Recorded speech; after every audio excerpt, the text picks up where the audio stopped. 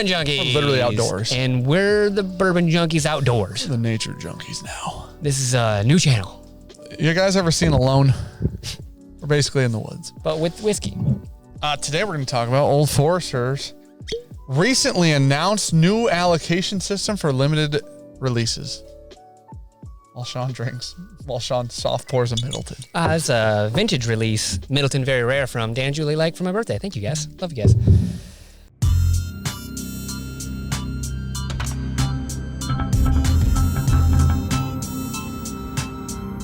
Oh, buddy. People thought I was going to do it. Me included. I really want to do it. Don't do it.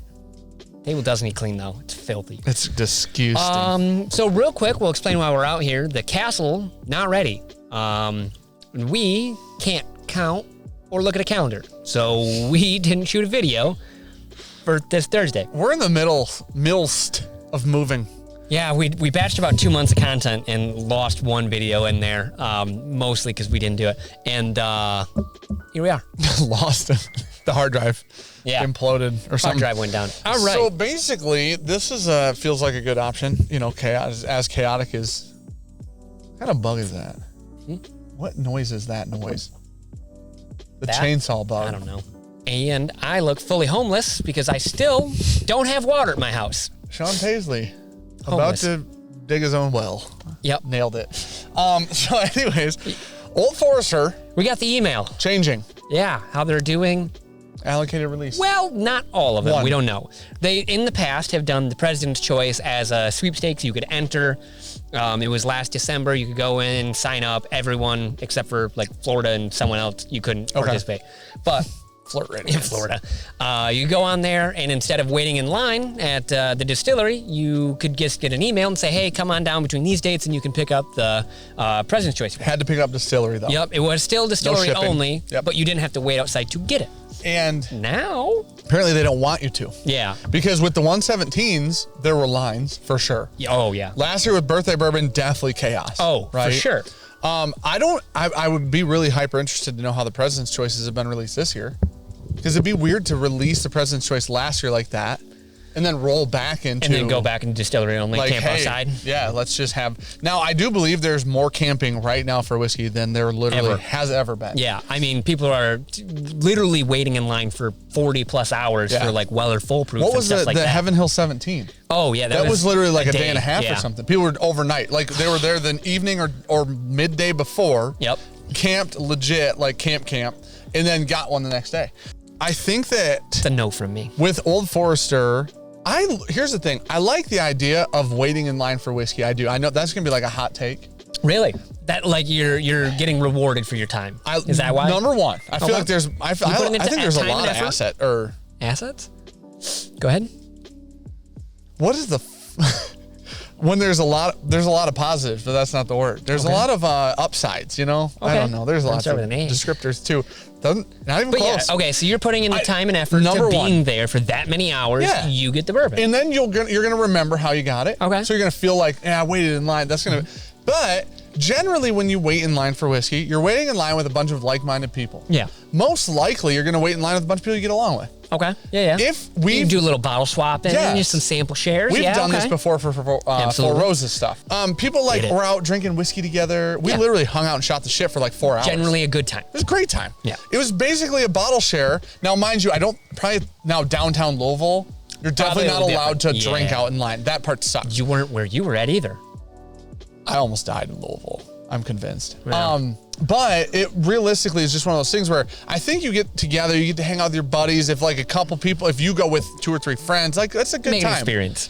That being said, now camping overnight a little different. Yeah. If you can't have drinks, a little different, right? Whatever. Yeah. Waiting downtown Louisville doesn't sound like fun to me. I agree with that. And I know they don't want the chaos on the sidewalk. Okay. Because it's on a sidewalk. Yeah, but how about those people that can't go and camp? True. Like some people, I don't know, have jobs that don't allow them. Sure, that they can't no take matter time when off. it is. I mean, it could be the weekends and be like, all right, well, still you have kids. That's fair. So it's not like you can just drop them and go camp for bourbon. Send it. There are so many different reasons why it doesn't work for so many people. Right. Now, that all being said, though, what I think is kind of interesting this year, and I'd be interested because I bet that people who generally go to the distillery to camp will be upset about this. Mm-hmm. You and me have an opportunity now to get one from them, as long as you and me are willing to go drive down and get it. Which we are. We will. So it's interesting because you and I have never, we could have, I guess, driven down and gotten one, but you and I would have had to known that we were going to wait in line for a day. Yep. Be down there a day early. You and I would have to be willing to stand on the street for a day. I think that the people who are generally willing to do that know when they always get there, they have it all planned out. Yeah. You and I would have to, like, it would be foreign. It's a big trip. Yeah. Now we can just type in our email addresses and our names, and then they're like, you guys got one? We'll just drive down when it's convenient within the time period. I think a lot of people, mostly Kentuckians, are going to be wildly upset with this because they had such a better opportunity to go there and wait in line because proximity. Oh, and now you go from the 1 state proximity to 50 states. Yeah. And yeah, their net that they're casting, huge. You get a lot of different fish now. Yeah. Not just Kentucky fish. You're getting United fish. So keep going. But I will say I wouldn't be shocked at all if just a shit ton of other distilleries start doing this. I'm actually for it. Yeah. Being as a person not in Kentucky, sure, but still wanting my opportunity to be able to go down there, pick up a bottle. Sure. At SRP, I don't have to wait for someone to camp there and then flip it on secondary. Yeah. And, I could just try my chance. And then hear me out. Sometimes you wait in line for, those 40 hours or whatever. They've got 20 bottles. You're number 21. Yes. That's the biggest bummer. That's devastating. Because you actually probably waited in line almost an identical amount of time as 20. Yep. And you were just 21. They beat you there by 26 seconds. Literally, and there you go. You now wasted 2 days of your life. True. You get nothing. Whereas now I type in my email. I say, hey, best of luck to everyone. That's fair. My odds are basically the same because I'm not going to go camp out. Sure. I get a little bit better chance because I have a chance of my email being pulled. Yeah. But I'm for it. I think it's just going to be one of those things. It's going to benefit a lot of people who that drop in Louisville definitely does not normally benefit. And it definitely hurts the secondary market a good amount that's too. That's true. Well, and they already sell it there usually. It'll be interesting to see if they sell more, if they keep more this year. Okay. Than distributing more. Because here's the thing. If you're in a place where you normally get you're great friends with a store owner and you hang out with them all the time and they always hold one back for you, there's a normal opportunity that store is most likely still going to get their allocation. And that's very normal for a lot of people in whiskey that do know a store owner. That's how realistically how most people get an Old Forester birthday bourbon is they know somebody who gets one distributed to them or whatever. Or the store and then you just wait and talk to them every day until it happens. Yeah, I think, I don't know, I guess I'm kind of indifferent just because this isn't really part of you and I's normal lives. Yeah. But now it gives us the opportunity to, like I'm saying, it's 100%. Increasing our odds as like people from Michigan to be able to go to just Kentucky and get one. Yeah. And that's a bottle, like you said, that was something if we won, we would go down it. We've gotten, back when we were participating in the Angels Main 500, whatever it's called, we got 2 or 3 that way. Yep. And we went down and got 2 or 3, and Klein got us 1 when he was down there. I would like to actually see more distillers do that. That's how Angels has been doing it a little bit. I didn't think about that. Yeah. Man, Angels is kind of ahead of the curve on that one, I guess. A little bit. But I don't know. I don't hate it. Wouldn't be surprised if you start seeing Heaven Hill, Willet, big boys, maybe even Bardstown at some point. Because here's I can see. I'm 100% on board with the thought process that Bardstown has some hyper allocated, really good stuff that that has a secondary value in the next 5 years. I don't think Buffalo Trace will ever do it. No, chance. Well, they don't care. Well, Buffalo Trace also doesn't drop pappies and stuff at the distillery ever. I don't think that's true. Didn't think of that. You know what? It'd be interesting to see if they did. If they start now, though. Like, hey, man, we got, you know what? This year it's Pappy time. It's BTAC time.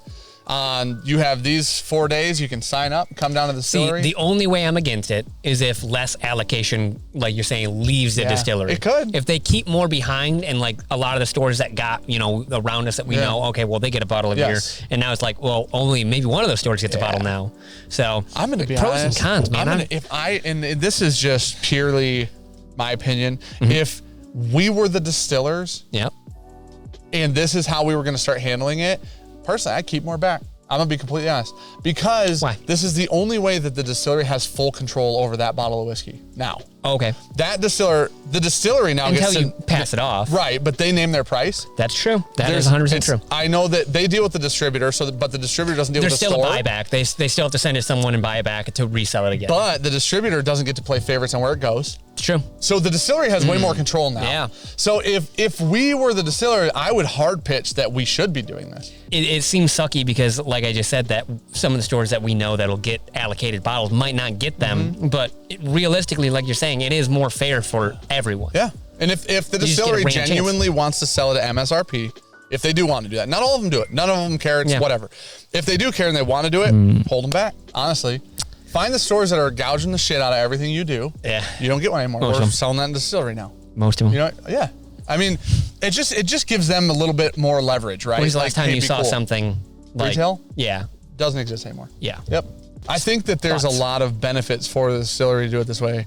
It brings people to your distillery that don't live near you. Yeah. They are going to buy stuff while they're at your distillery. That is the only drawback. Yes. That if a lot of distilleries do this, true. The proximity thing is still a big thing. Yes. And it's going to be a logistical nightmare for all the people that got selected or whatever. Start traveling. That didn't take their bottle, so they have to go to the next person. Yeah. So some poor intern is just going down the email list of this person didn't want it. All right, cool. The next person. Or they didn't want it. They didn't respond. All right, cool. How long do you wait? Because there's a waiting. I think Angels did 30 days. Okay. Angels gives you 30 days to pick it up. Otherwise, it's going back.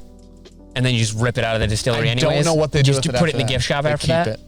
I think they just put it in the gift shop, and then just when someone walks in, you sell it. That'd be super cool. If you don't pick up your bottle, then it just goes on the gift shop shelf. That'd be kind of cool.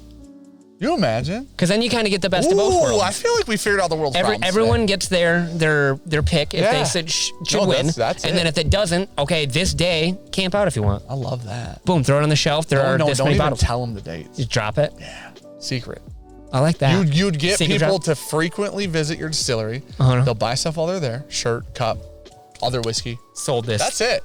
Guys, now when it doesn't go to the next person, one and done, then gift shop. Brown Foreman needs somebody, whoever's running this shit, just send the paycheck to Bourbonjunk at gmail.com. Yeah, thank you. All right, we're the Bourbon Junkies. Let us know how you feel. And this is our nature episode. Like, comment, subscribe. Proofs in the bar. Who's the guy who gets bit by all the bugs? Oh, that crazy coyote, whatever. We're him. Getting ant.